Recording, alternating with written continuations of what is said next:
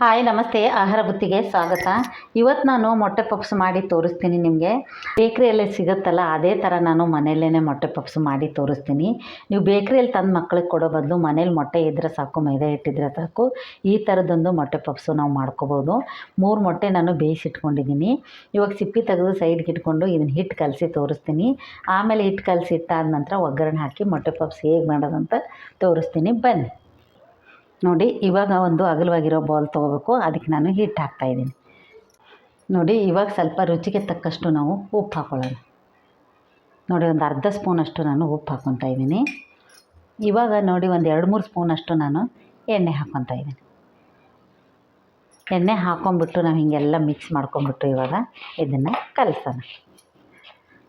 ಇವಾಗ ಸ್ವಲ್ಪ ನೀರು ಹಾಕ್ಕೊಂಬಿಟ್ಟು ನಾವು ಇವಾಗ ಕಲಿಸ್ಕೊಳ್ಳೋಣ. ನೋಡಿ, ಈ ಥರ ನಾವು ಕಲಿಸ್ಕೊಂಬಿಟ್ಟು ನೀಟಾಗಿ 1 ನಿಮಿಷ ಇದನ್ನು ನಾವು ಮುಚ್ಚಿಕ್ಕೋಣ. ನೋಡಿ, ಇಷ್ಟು ಚೆನ್ನಾಗಿರಬೇಕು. ಹದವಾಗಿ ಕಲಿಸ್ಕೊಂಡು ಈ ಥರ ನಾವು ಕೈಯಲ್ಲಿ ಹಿಂಗೆ ರೌಂಡ್ ಶೇಪಲ್ಲಿ ಮಾಡಿಬಿಟ್ಟು ನಾವು ನೀಟಾಗಿ ನಾವು ಮುಚ್ಚಿಡೋಣ. ನೋಡಿ, ಒಂದು 2-3 ಸ್ಪೂನು ನಾವು ಎಣ್ಣೆ ಹಾಕ್ಕೊಳ್ಳೋಣ ಬಾಣಲಿಗೆ. ಸ್ವಲ್ಪ ಎಣ್ಣೆ ಕಾಯಲಿ.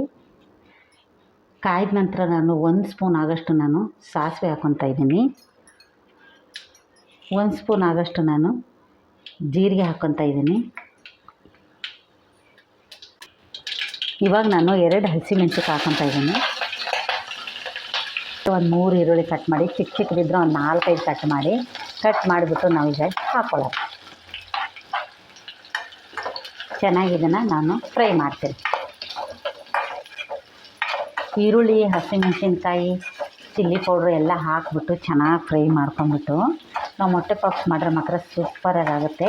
ಈಗ ಚೆನ್ನಾಗಿ ಸ್ವಲ್ಪ ಕಂದು ಬಣ್ಣ ಬರೋವರೆಗೂ ಇದನ್ನು ಫ್ರೈ ಮಾಡ್ಕೊಳ್ಳೋಣ. ನೋಡಿ, ಈರುಳ್ಳಿ ಚೆನ್ನಾಗಿ ಫ್ರೈ ಆಗಿದೆ. ಇವಾಗ ನಾವು ಇದಕ್ಕೆ ಸ್ವಲ್ಪ ಮಸಾಲೆಗಳು ಹಾಕೊಳ್ಳೋಣ. ಈ ಥರ ಕಂದು ಬಣ್ಣ ಬರೋವರೆಗೂ ನಾವು ಈರುಳ್ಳಿ ಫ್ರೈ ಮಾಡ್ಕೋಬೇಕು. ಮಾಡ್ಕೊಂಬಿಟ್ಟು ಸ್ವಲ್ಪ ಇವಾಗ ನಾವು ಮಸಾಲೆ ಹಾಕೋಣ. ಇವಾಗ ನೋಡಿ, ನಾನು 1 ಸ್ಪೂನ್ ಆಗೋಷ್ಟು ನಾನು ಚಾಟ್ ಮಸಾಲೆ ಹಾಕ್ತಾಯಿದ್ದೀನಿ. ಅರ್ಧ ಸ್ಪೂನಷ್ಟು ನಾನು ಉಪ್ಪು ಹಾಕ್ತಾಯಿದ್ದೀನಿ. ಅರ್ಧ ಸ್ಪೂನ್ ಆಗೋಷ್ಟು ನಾನು ಅರಿಶಿನ ಪುಡಿ ಹಾಕ್ತಾಯಿದ್ದೀನಿ.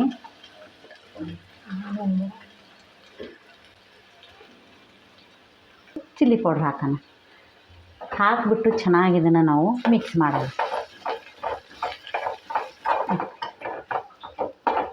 ಇವಾಗ ಸ್ವಲ್ಪ ಇದಕ್ಕೆ ನಾವು ಒಂದು ಅರ್ಧ ಲೋಟದಷ್ಟು ನೀರು ಹಾಕ್ಕೊಳ್ಳೋಣ.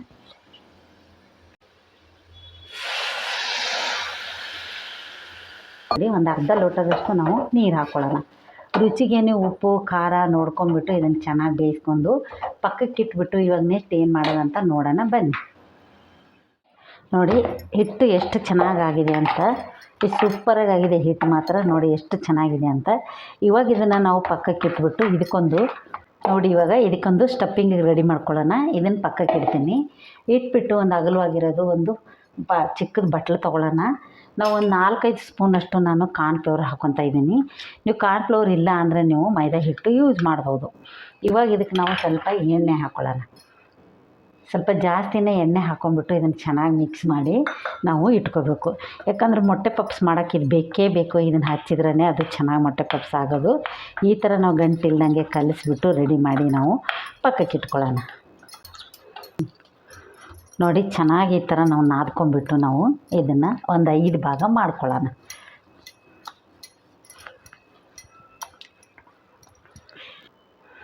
ನೋಡಿ, ಈ ಥರ ನಾವು 5 ಭಾಗ ಮಾಡ್ಕೊಳ್ಳೋಣ. 5 ಭಾಗ ಮಾಡ್ಕೊಂಬಿಟ್ಟು ನಾವು ಉಳ್ಳಿ ಮಾಡಿಕೊಂಡು ಇದನ್ನು ಮೊಟ್ಟೆ ಪಪ್ಸಿಗೆ ರೆಡಿ ಮಾಡ್ಕೊಳ್ಳೋಣ. ನೋಡಿ, ಈ ಥರ ರೌಂಡ್ ಶೇಪ್ ಮಾಡ್ಕೊಂಡು ನಾವು ಈ ಥರ ಇಟ್ಕೊಳ್ಳೋಣ.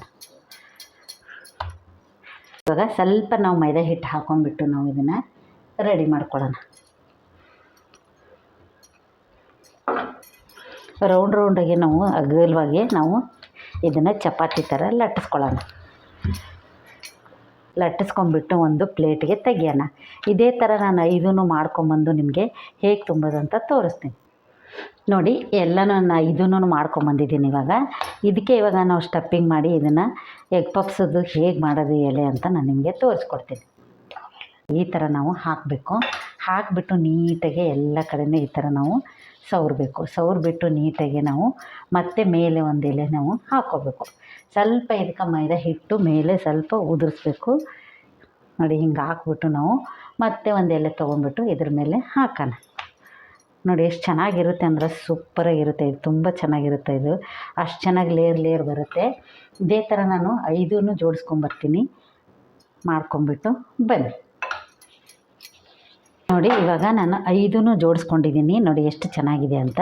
ಈಗ ಜೋಡಿಸ್ಕೊಂಡು ಆದ ನಂತರ ನಾನು ಇವಾಗ ಒಂದು ಸ್ಟೆಪ್ಪು ಮಾಡಿಸ್ತೀನಿ. ಈ ಥರ ಇದಕ್ಕೆ ಒಂದು ಸ್ಟೆಪ್ಪಿಂಗ್ ಮಾಡೋಣ ನೋಡಿ. ಈ ಥರ ಮಾಡಿಬಿಟ್ಟು ಇವಾಗ ಮತ್ತೆ ಇದನ್ನು ನಾನು ತಿರುಗಿಸ್ತೀನಿ.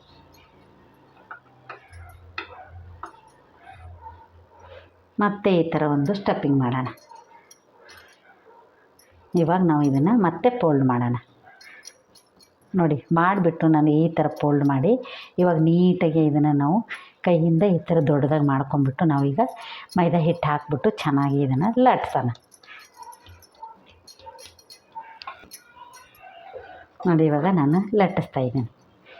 ಸ್ವಲ್ಪ ನಿಧಾನಕ್ಕೆ ಇದೇ ಥರ ನೀವು ಲಟ್ಟಿಸ್ಬೇಕು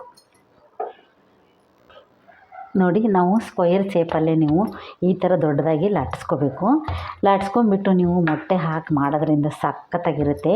ನಾವು 5 ಏನು ಜೋಡಿಸಿರ್ತೀವಲ್ಲ ಆವಾಗೇ ಬೇಕಾದ್ರೆ ನೀವು ಒಂದು ಸತಿ ಲಟ್ಟಣಿಗೆ ತೊಗೊಂಡು ನೀವು ಇದು ತುಂಬ ಕಷ್ಟ ಆಗುತ್ತಂದರೆ ಅದು ಅವಾಗೇ ದೊಡ್ಡದಾಗಿ ನೀವು ಲಟ್ಟಿಸ್ಕೋಬೋದು. ನಾನಿವಾಗ ಏನು ಕಷ್ಟ ಇಲ್ಲ. ಇದು 4 ಫೋಲ್ಡ್ ಮಾಡಿಬಿಟ್ಟು ನಾನಿವಾಗ ಲಟ್ಟಿಸ್ತಾ ಇದ್ದೀನಿ ನೋಡಿ. ಇಷ್ಟು ಅಗಲವಾಗಿ ನಾವು ಮಾಡ್ಕೊಂಬಿಟ್ಟು ಈ ಥರ ನಾವು ಸ್ಕ್ವಯರ್ ಶೇಪಲ್ಲಿ ಇದನ್ನು ಕಟ್ ಮಾಡಬೇಕು. ಅಂದರೆ ನೀಟಾಗೆ ಬರುತ್ತೆ. ತುಂಬ ಚೆನ್ನಾಗಿರುತ್ತೆ ಇದು ಮಾತ್ರ. ಈ ಥರ ನಾವು ಸೈಡ್ಗೆಲ್ಲ ನಾವು ತೊಗೊಂಬಿಟ್ಟು 4 ಭಾಗ ನಾವು ಮಾಡಿಕೊಂಡು ಮೊಟ್ಟೆ ಪಪ್ಸು ಮಾಡ್ಕೋಬೋದು. ತುಂಬ ಚೆನ್ನಾಗಿರುತ್ತೆ. ಮನೆಯಲ್ಲೇ ಈ ಥರ ನೀವು ಮಕ್ಕಳಿಗೆ ಮಾಡಿಕೊಡೋದ್ರಿಂದ ಸಖತ್ತಾಗಿರುತ್ತೆ. ಇದು ಸೂಪರಾಗೂ ಇರುತ್ತೆ. ಇವಾಗ ನಾನು ಇದರಲ್ಲಿ 2 ಭಾಗ ಮಾಡ್ಕೊತಾ ಇದ್ದೇನೆ. ಆಗಿದೆ. ನಾನು ಈರುಳ್ಳಿದೇನು ಇದು ಪಲ್ಯ ಮಾಡ್ಕೊಂಡಿದ್ನಲ್ಲ ಎಗ್ ಪಪ್ಸಿಗೆ, ಅದನ್ನ ಇವಾಗ ನಾನು ಹಾಕ್ತಾಯಿದ್ದೀನಿ ನೋಡಿ. ಈ ಥರ ಹಾಕ್ಕೊಂಬಿಟ್ಟು ನಾವು ಎಷ್ಟು ಬೇಕೋ ನೋಡ್ಕೊಂಬಿಟ್ಟು ನೀವು ಹಾಕ್ಕೊಂಡು ಇದಕ್ಕೆ ಮೊಟ್ಟೆ ಇಡ್ಬೋದು. ಎಷ್ಟು ಚೆನ್ನಾಗಿರುತ್ತೆ ಅಂದರೆ ತುಂಬ ಟೇಸ್ಟ್ ಚೆನ್ನಾಗಿರುತ್ತೆ. ಇದು ಸಖತ್ತಾಗಿರುತ್ತೆ. ಈ ಥರದ್ದೊಂದು ರೆಸಿಪಿ ನೀವು ಮನೇಲಿ ಎಗ್ ಪಪ್ಸು ಅಂಗಡಿಗೆ ಹೋಗ್ತಾರ ಬದಲು ನೀವು ಈ ಥರ ಮಕ್ಳಿಗೆ ಮಾಡಿಕೊಟ್ರೆ ಖುಷಿಯಿಂದ ದಿನ ಮಾಡಿಕೊಟ್ರು ತಿಂತಾವೆ ಮಕ್ಕಳು, ಬೇಡ ಅನ್ನಲ್ಲ. ಇವಾಗ ಇದನ್ನು ನಾನು ನೋಡಿ ಈ ಥರ ನಾವು ಇದು ಮಾಡ್ಕೊಂಡಿದ್ವಲ್ಲ ಸ್ಟಫಿಂಗು ಸೈಡ್ಗೆಲ್ಲ ಹಾಕ್ಬೇಕು. ಹಿಂಗೆ ಹಾಕ್ಬಿಟ್ಟು ಹಿಂಗೆ ನಾವು ಇದನ್ನು ಮುಚ್ಚೋಣ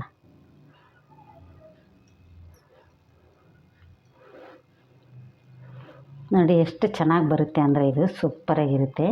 ಈ ಥರ ಬೇಕಾದ್ರೆ ನೀವು ಇನ್ನೂ ಒಂದು ಸ್ವಲ್ಪ ಎಲೆ ದೊಡ್ಡದು ಮಾಡ್ಕೊಂಬಿಟ್ಟು ನೀವು ಇದನ್ನು ತುಂಬೋದು ನೋಡಿ. ಇದೇ ಥರ ನಾನು ಎಲ್ಲನೂ ಮಾಡ್ಕೊಂಬರ್ತೀನಿ ಬನ್ನಿ.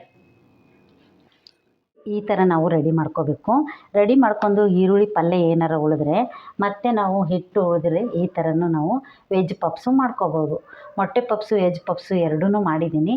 ಈಗ ಎಣ್ಣೆಲಿ ಹಾಕಿ ತೋರಿಸ್ತೀನಿ ಬನ್ನಿ ನೋಡಿ. ಎಣ್ಣೆ ಕಾಯ್ದಿದೆ. ಇವಾಗ ನಾನು ಒಂದೊಂದಾಗೆ ಬಿಡ್ತೀನಿ. ಸ್ವಲ್ಪ ಬಿಟ್ಟು 1 ನಿಮಿಷ ಬಿಡೋಣ. ಬಿಟ್ಟ ನಂತರ ತಿರುವಂತ ನೋಡಿ. ಮೊಟ್ಟೆ ಪಪ್ಸ್ ಅಂದರೆ ಈ ಥರ ಲೇಯರ್ ಬಿಟ್ಕೋಬೇಕು. ಇದನ್ನು ಸ್ವಲ್ಪ ನಿಧಾನಕ್ಕೆ ನಾವು ತಿರುಗಬೇಕು. ತುಂಬ ಚೆನ್ನಾಗಿರುತ್ತೆ. ಇದು ಮಾತ್ರ ಸಖತ್ತಾಗಿರುತ್ತೆ. ಅಂಗಡಿಗಿಂತ ಸೂಪರಾಗಿರುತ್ತೆ. ಆ ಥರ ನೀವು ಮನೇಲೇ ಎಗ್ ಪಪ್ಸು ಮಾಡ್ಕೋಬೋದು. ಎಗ್ ತಿನ್ನಲಾರ್ದವರು ನೀವು ವೆಜ್ ಪಪ್ಸು ಮಾಡ್ಕೋಬೋದು. ಇವಾಗ ಇದು ಚೆನ್ನಾಗಿ ಫ್ರೈ ಆಗಲಿ ನೋಡಿ. ಇವಾಗ ರೆಡಿಯಾಗಿದೆ. ನಾನು ತೆಗೆದುಬಿಟ್ಟು ಇನ್ನೊಂದು ನಾನು ಹಾಕ್ತಾಯಿದ್ದೀನಿ. ಎಷ್ಟು ಚೆನ್ನಾಗಾಗಿದೆ ಅಂದರೆ ನೀವೇ ನೋಡಿ ಕಾಣಿಸುತ್ತೆ. ಸೂಪರಾಗಿರುತ್ತೆ. ಇನ್ನೊಂದು ಬಿಟ್ಟು ತೋರಿಸ್ತೀನಿ. ಸ್ವಲ್ಪ ನಿಧಾನಕ್ಕೆ ಬಿಡಬೇಕಿದು ಅಂದ್ರೇ ಚೆನ್ನಾಗಿರೋದು. ಸೂಪರಾಗಿ ಬರುತ್ತೆ ಇದು ಎಗ್ ಪಪ್ಸ್ ಮಾತ್ರ. ನೀವು ಇದನ್ನು ಮಾಡಿ ನೋಡಿ. ನೀವು ಸಖತ್ತಾಗಿರುತ್ತೆ. ಚೆನ್ನಾಗಿ ಟೇಸ್ಟ್ ಇರುತ್ತೆ ನೋಡಿ. ಇವಾಗ ನಿಧಾನಕ್ಕೆ ತಿರುಗಬೇಕು. ಅರ್ಜೆಂಟಾಗಿ ತಿರುವಕ್ಕೆ ಹೋಗ್ಬಾರ್ದು. ಅಂದರೆ ಲೇಯರ್ ಬರೋಲ್ಲ. ಅಷ್ಟು ಚೆನ್ನಾಗಿ ಇರೋಲ್ಲ ಇದು. ನಿಧಾನಕ್ಕೆ ಇದನ್ನು ಎಣ್ಣೆಯಿಂದ ನಾವು ತೆಗಿಬೇಕು ನೋಡಿ. ಇವಾಗ ಇದೇ ಥರ ನಾನೆಲ್ಲನೂ ಹಾಕ್ಕೊಂಬಂದು ನಿಮಗೆ ತೋರಿಸ್ತೀನಿ ಬನ್ನಿ ನೋಡಿ ಎಷ್ಟು ಚೆನ್ನಾಗಿದೆ ಅಂತ. ಇವಾಗ ನಾನು ತಟ್ಟೆಗೆ ನೋಡಿ ರೆಡಿಯಾಗಿದೆ. ಎಷ್ಟು ಚೆನ್ನಾಗಿದೆ ಅಂತ, ಎಷ್ಟು ಚೆನ್ನಾಗಿ ಲೇಯರ್ ಬಂದಿದೆ. ಇವಾಗ ನಾನು ನಿಮಗೆ ಮೊಟ್ಟೆನೂ ಕಟ್ ಮಾಡಿ ತೋರಿಸ್ತೀನಿ. ತುಂಬ ಚೆನ್ನಾಗಿರುತ್ತೆ. ಮನೆಯಲ್ಲೇ ಮಾಡಿಕೊಡೋದ್ರಿಂದ ಮಕ್ಕಳಿಗೆ ಹೆಲ್ದಿಯಾಗಿರುತ್ತೆ. ಬೇಕ್ರಿಯಲ್ಲೆಲ್ಲ ಯಾವಾಗ ಮಾಡಿರ್ತಾರೆ ಏನೋ ಬಿಸಿ ಮಾಡಿ ಕೊಡ್ತಾರೆ. ನೀವು ಮನೆಯಲ್ಲೇ ಈ ಥರ ಫ್ರೆಶ್ಶಾಗಿ ಮಾಡಿ ಕೊಡ್ಬೋದು. ಇದನ್ನ ಇವಾಗ ನಾನು ಕಟ್ ಮಾಡಿ ತೋರಿಸ್ತೀನಿ. ನೋಡಿ ಇವಾಗ ನಾನು ಕಟ್ ಮಾಡಿ ತೋರಿಸ್ತೀನಿ. ಎಷ್ಟು ಚೆನ್ನಾಗಿ ಕ್ರಿಸ್ಪಿಯಾಗಿ ಬರುತ್ತೆ ಅಂತ ನೀವೇ ನೋಡ್ತಾ ಇದ್ದೀರಾ. ತುಂಬ ಚೆನ್ನಾಗಿರುತ್ತೆ ನೋಡಿ ಎಷ್ಟು ಚೆನ್ನಾಗಿದೆ ಅಂತ. ಸೂಪರಾಗಿದೆ ಮೊಟ್ಟೆ ಪಪ್ಸು. ಮನೇಲಿ ಮಾಡೋದಕ್ಕಿಂತ ಸೂಪರ್. ಅಂಗಡಿಯಿಂದ ತರೋಕ್ಕಿಂತ ಮನೇಲಿ ಮಾಡಿ ಮಕ್ಳಿಗೆ ಕೊಟ್ಟರೆ ಮಾತ್ರ ಮಸ್ತಾಗಿರುತ್ತೆ. ಈ ಥರ ಮಕ್ಕಳಿಗೆ ಸಾಸ್ ಜೊತೆ ಕೊಟ್ಟರು ತಿಂತಾರೆ, ಹಾಗೇನು ತಿಂತಾರೆ. ತುಂಬ ಚೆನ್ನಾಗಿರುತ್ತೆ. ಈ ಮೊಟ್ಟೆ ಪಪ್ಸ್ ಮಾಡಿರೋದು ನಿಮ್ಗೆ ಇಷ್ಟ ಆದಲ್ಲಿ ಲೈಕ್ ಮಾಡಿ, ಶೇರ್ ಮಾಡಿ, ಸಬ್ಸ್ಕ್ರೈಬ್ ಮಾಡಿ. ನಮಸ್ತೆ.